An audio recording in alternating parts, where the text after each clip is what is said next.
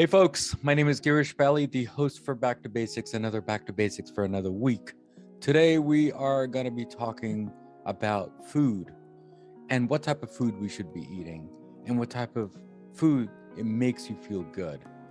And this person here, her name is Lynne BOWMAN, and she's an amazing person. I spoke with her weeks and weeks ago, and then I spoke with her right before this recording. What a powerhouse lady. And let me tell you, she's gonna make you smile for sure. Obviously, you're not gonna see it on video, but if you do see it on video, you will see her smile. And when you do hear her smile, you will, I'm telling you. So Lynne, how are you? And thanks for coming on Back to Basics. I am so excited to be here because I am all about basics. That's what I love to talk about. So thank you again. So before we start all the details about brownies for breakfast, okay, and it could be for lunch and dinner, but let me ask you this. What does Back to Basic mean to you? What it means is we are too dang busy today. All of us, we've got way too much on our plates. We're trying to be too many people. We're trying to read too much, understand too much, go too many places. And what we've thrown out of the Conestoga wagon is maybe the most important thing of all, which is the food that connects us to each other and to the earth. And we're paying a real big price for that. And I would like to talk about getting back to those basics because it means a whole lot to everyone. Absolutely, absolutely. Thank you again, Lynne, for explaining what Back to Basic mean to you. But before you got on the show, I asked you the question on the calendar as what does Back to Basic mean to you? Can I read it out loud if that's okay with you? Oh, please do. Yeah. Okay. Well, it says here, we have known since at least the time of Darwin that the world belongs to those who fit best with work and life. This always was and continues to be Back to Basics. And that's what you said. Oh, I didn't think I said that, but I might Yeah. have. Oh, yeah, you did. You did. Yeah, because I'm much more likely to say something like, if people would just stop eating crap, that sounds more like me. Yeah. So thank you again for coming on the show and making it brighter. But let me ask you this here. Eating crap or eating great? Which one would you prefer? Which one would I prefer? Yeah. I always want my food to be beautiful and delicious and fun and interesting and spicy or mellow. I mean, I love food, obviously. I write about it, I talk about it. But I want everyone else to experience fabulous food too, understanding that it's not fancy. I'm not a chef, I'm a grandma. And the very best food sometimes is the simplest food, but it's food of the earth. It's whole food, mostly plants, plant-based. Yeah. And we've gotten away from it. Our food ways have been really badly interrupted by corporate food, by big food, if you want to call it that. And everybody's hooked on processed food. Of course. I went to your website and I saw, the book. It says brownie for breakfast, right? Brownies for breakfast, right? And then it says there whole food plant-based eating that's good for everybody. Yes. Now, is it a tough sell to tell someone that plant foods are good or just delicious food is good? Well, you know this. Nobody wants to hear from an old lady talking about healthy food. Sure. I mean, it is the toughest sell. We are so emotionally attached to our food ways, whatever they might be, whether it's barbecue or fried chicken or, kung pao pork or whatever it is. The food that we associate with our childhoods or with our happy times, ice cream, we have all these foods that we connect with happiness in a very real way. But the result has been that many of us are still trying to find happiness in food at 11 o'clock at night in front of the TV, pizza, Oreos, these things that bring us nothing really but grief and illness, but we associate it with happiness. And you've heard this, you know this, sugar is more addictive, in fact, than heroin. And yet we are in a culture where we have been taught from the time we were little that these foods are yummy and great for us, and they're healthy and they're fine, and milk makes the body strong, and blah, blah, blah. So we've had all these messages from corporate food, and we have really lost our way about what food really is, where it comes from, what it does for us, what it doesn't do for us. We are just picking up the box and eating. Sure.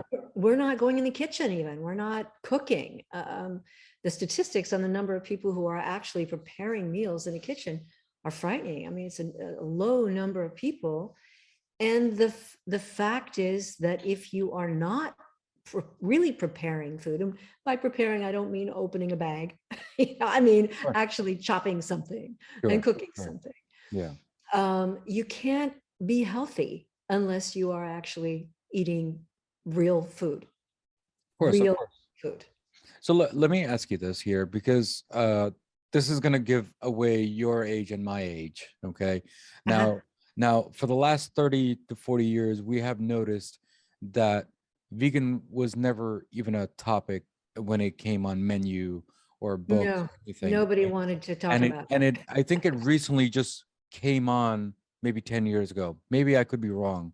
Yeah. But have you noticed that, is this a trend that it's going to fade away? Or do you think this is a new way of eating now?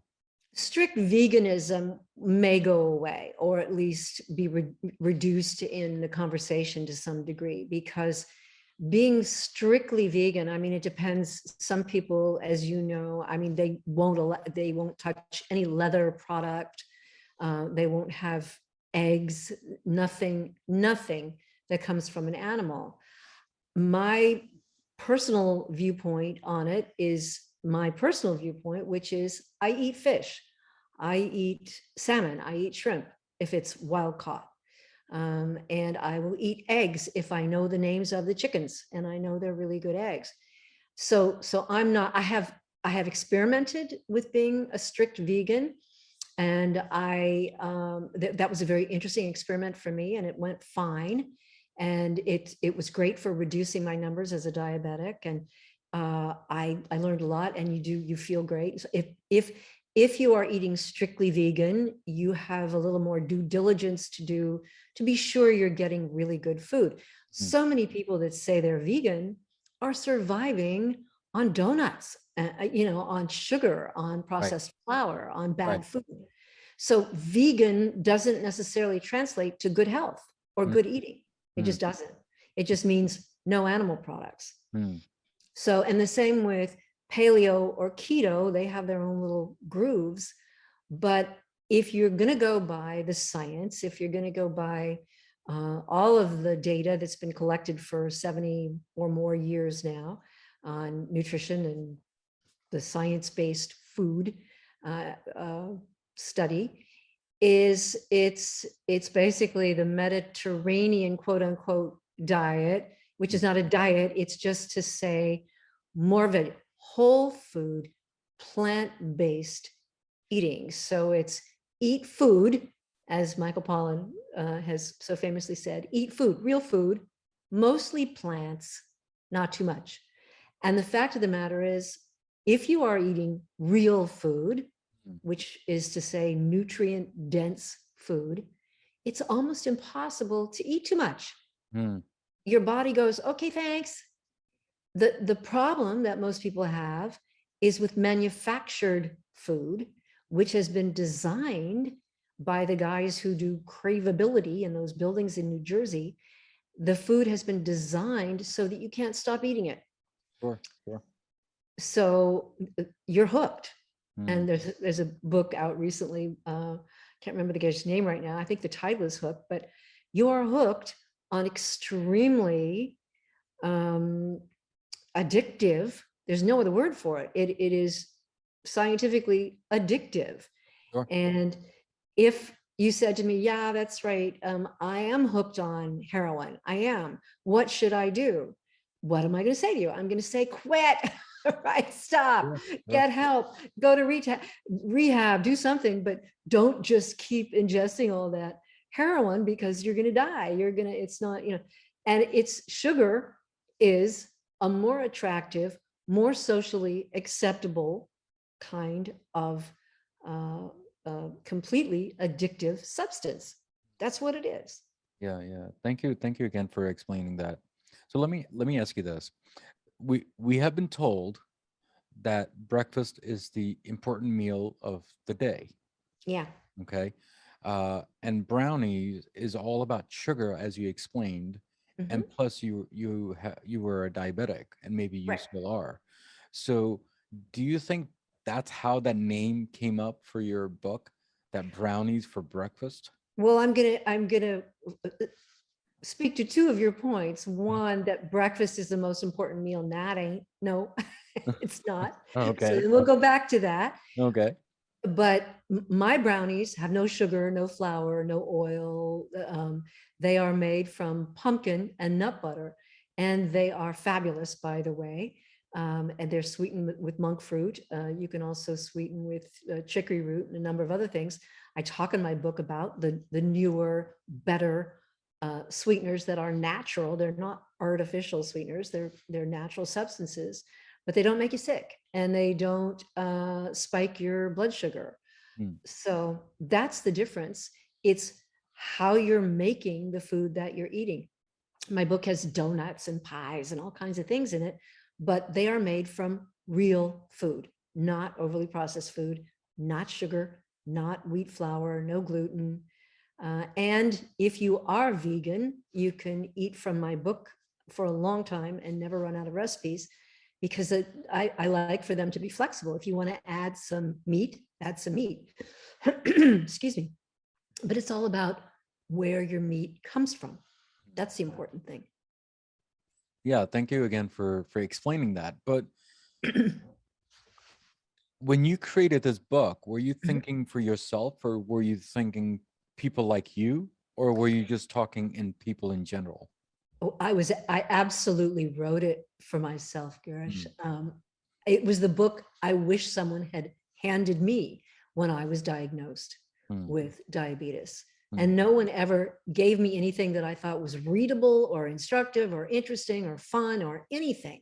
It was all these kind of grim, here's what's left for you to eat now kind of things. Of course. And it had you measuring everything and journaling and doing all these things, which to me, I want you to enjoy your food. I certainly want to enjoy mine. And if you're worried about it all the time, if you're measuring and weighing and fussing about whether or not you've got enough grams of protein or carbohydrate or whatever, you're not going to enjoy your food. Sure. If you just eat nothing but real good food, you're going to be fine. But nobody's doing that. Nobody's doing that. Right. Hardly anyone is doing it. So thank you again for that. So when did you start writing this book? Obviously, you wrote it down when you were having your own home recipe, but I think you had to iron up a little to make that book. So how long did that process take? Well, this is not my first book. It's my fourth book. So writing is not strange to me. And my career was in communication. So to me, the difference is you can have all the science and all the knowledge and all of the doctoring in the world. And if you can't really communicate with your patient, you can't heal them. You can't help them. Right. So it takes a combination of the communication and the medicine, however you want to define medicine, whether it's Ayurvedic or allopathic or whatever. But there was never a teammate that was in the communication end when I was trying to learn about all this. So I just found it kind of incomprehensible and not very attractive. So it is the book I wish someone had written for me, for sure. And I started, but my first book was called Fast, Cheap, and Skinny, because it Right. goes way back to the 90s about, and I was raising kids, a single mom. And so my superpower was putting a meal on the table in 15 minutes, and having it be not expensive and not fattening. We were really into fat back in the day. And then I wrote a couple of books with my longtime pal, Deidre Hall, and they had some recipes in them. One was Deidre Hall's Kitchen Close-Up. So they were the recipes that I just made at home, that I came up with myself to feed myself and my kids fast and inexpensively and with a good, healthy basis. So then the older I get, the more the diabetes becomes a focus, because diabetes is supposedly a progressive disease. That's what we're told. It's a progressive disease. So I didn't want it to progress. Sure. I didn't want to be, I wanted to stay alive. I wanted to stay healthy. So the more I looked into it, it was like, wait a minute, if you do what you really ought to do, maybe it won't progress. And in fact, now a lot of the data has come back that you can reverse type 2 diabetes. You can get yourself out of that range. Mm.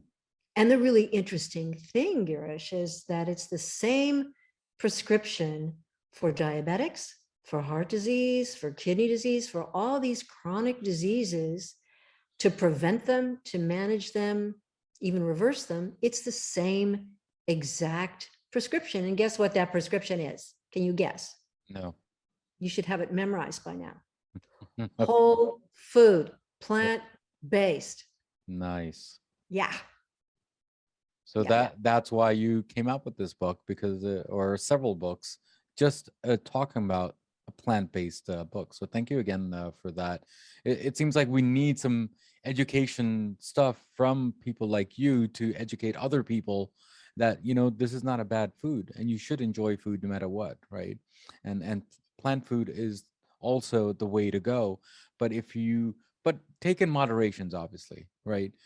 People, they don't want to go crazy also. If they do want to go, What do you call going crazy? What do you mean going well, crazy? if people, they eat, let's say, chicken or a steak or something else, and instead of fish, right? That's what I'm talking about.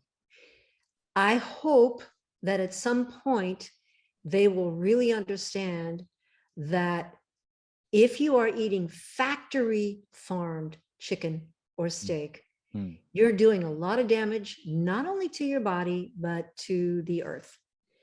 So if you're going to eat meat or chicken, Hmm. please source it very carefully. It needs to be pasture raised animals. It needs to be animals that you may have seen in the field. They need to have real food, just like you do, or they're not well. And these animals that are factory farmed are full of antibiotics. They're fed food that is not the right food for them, and so they become ill. They're fed a lot of corn and grain, which is not what they should be eating. If you want to eat meat or poultry, just make sure it's pasture raised meat, animals, because what they eat, who they are, is going into your body.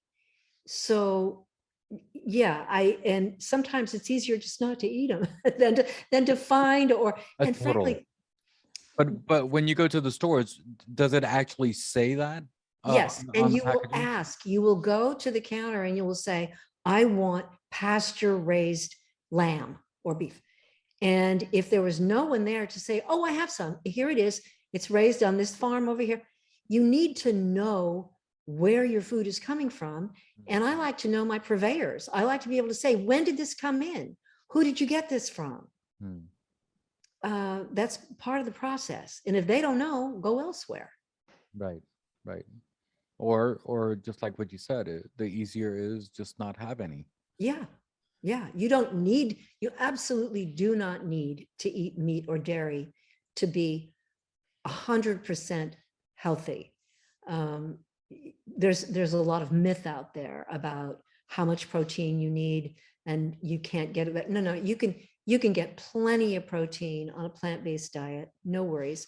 I personally eat a fair amount of eggs, egg whites, get a lot of protein from that.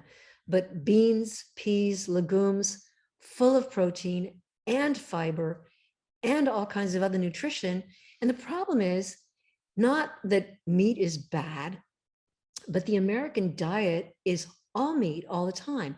So many people are eating virtually nothing but white bread with no nutrition in it, buns essentially, Right. and meat 3 times a day. And that meat is not quality meat. As a consequence, it's not that they're eating that, it's that they're not eating all this other stuff that their body needs because they've had a hamburger or they've had a, a muffin or something, and that's all they need. That means that they didn't eat any dark greens, they didn't eat any dark red food, they didn't eat any fiber. There's all this both flavor and healthy nutrition that they're missing out on because they're gulping down Whataburgers all the time. Totally. Yeah. So their only vegetable is a pickle once in a while. Yeah, thank you so much for explaining that, because you know what, a lot of people are not aware of certain things, and this is why we have this show to explain to people that there's certain meats that you should be eating and certain meats you should not be, and how often you should be eating, and focusing on good food, not bad food, and to make you healthy for a longer life. Yeah. So thank you again for explaining that. Well, and can we just think about something for a minute too, Sure. that a lot of people don't relate it to health or food, but as Americans, something like 85% of the bankruptcies in this country are health related. And most of those are a result of preventable disease. So when you allow yourself to become ill, there are a lot of things that happen to us that we can't help. But there are many, many diseases that we can prevent. But what happens is when you get a chronic disease, let's say I didn't control my diabetes and I became much more ill, it costs an enormous amount of money. You have to be cared for. There are medications that are terribly expensive. All this comes with being ill. So you're not only losing your health, you're losing your mobility, you're not having fun, but you're losing all your money, and your family's money. And it may seem rude to talk about that, but I think it's important. I think we need to understand what we're doing when we don't make a decision to be healthy. If you make a decision to be healthy, you're also actually making a decision to be better off, healthier financially, which is no small item. But when we start buying, let's say, organic food or good food or anything like that, it does get expensive because it is something new in the market nowadays. So actually, people, if you added up what you spend on junky food, I think you'd be startled. It really, the individual items may seem more expensive, but the truth of the matter is celery is not expensive ever. I spent a lot of time in the produce section, and I can tell you that the food that they never run out of, and that is always there and inexpensive is kale and celery and potatoes and real food. The only food that's really, really expensive almost always is meat. So basically you're saying is that it's not expensive, but it's a shift over of what groceries you need to buy at that particular time. Yes. And it is also making a decision that you're going to spend a little bit of time preparing it, because you can't just open the box and eat it. That's right. That's right. You have to chop it up or mix it up with something and do something with it. And our lives are so busy that we've been driving through for 20, 30 years now, almost exclusively. That's what we do. That's where our food is coming from. I think this is a new generation that we are looking at how to change over to the new side and start cooking fresh. I think that's what it is. And I think people And I think people are in a hurry, just like as you mentioned, that I think processed food is just easier because it's just easier. Because it's just easier. But I think it's better to cook something good for you and healthy for you, that it's good for the body and good for the environment too at the same time. And food isn't just food. Food is connection. Right. And it's connection not only to your people, your family, your friends, but to the earth. Right. And when your food ways are broken, the connection with the earth and the connection with your people tends to be frayed and broken. Right. I would love to see people sitting at the table together, and hardly any families with, especially if you've got a bunch of kids, a couple of kids, it's so difficult to make time to do the most important thing that you do, which is eat together. Yeah. And people are so busy educating their kids with 3 or 4 sports and a couple of languages and, cheer and songs and all these things. And they're not learning how to be at the table with each other. Yeah, Lynn, thank you. Thank you again for explaining all the different stuff and healthy stuff coming out of your book and the journey that you have done so far with those 4 books so far. And God bless you for many, many more books to come. And hopefully you will definitely come back to Basics regarding those books, if that's okay with you. But thank you. Or this one. I would love to come back anytime. It's great to talk with you. Of course, of course. Thank you again. And before you leave today from the show and the call today, do you have any last words from Back to Basics as how your journey has been so far on this show? I want everyone to be as happy as I am when they're 75. It's terrific. You get to this side, you're free, you're happy. Stay healthy so you can be here with me. Yeah, thank you. Thank you again. And one last quick question, if that's okay with you. The quick Sure. question is, brownie or no brownie for you? For me, Yes. always brownies, as many as I want. Just make them from the recipe in the book. That's the thing. Cool. Thank you. Thank you again for Mhm. coming on the show, and God bless. And thank you for supporting my small podcast. So thank you again. Thank you. So guys, we spoke with the guest today and we talked about the basics of food, healthy food that is. She did not say that don't eat any of the stuff that you're eating now, which is meat, fish, or anything like that. But just make sure where it's coming from. That's the most important thing. And of course, you're living in this body one time. Make it nice, make it pure, make it healthy. And I think that's what she's trying to say. So as usual, as always, there's a quote of the day, and hopefully the guest will like my quote here. And the quote is, "Life is too short. Eat brownies first." Well, I think so. Well, I hope so. I mean, that's what she said, right? Brownies in the breakfast. So that's what it is. Eat brownies and enjoy your life. So guys, as usual, as always, what do I always say at the end of the episode? Everything in life goes back to basics. And that's what we did today, guys. Guys, take care. God bless. Keep on commenting as much as you can. Good, bad, ugly, either way, it'll make my show stronger day by day, week by week, because your comment makes my show successful. And that is all. And there's only 3 things that this show becomes successful: the content, the guest, and definitely the host. Guys, take care. God bless. And I'll see you next week. Next week's episode on Back to Basics. Don't judge me on that part.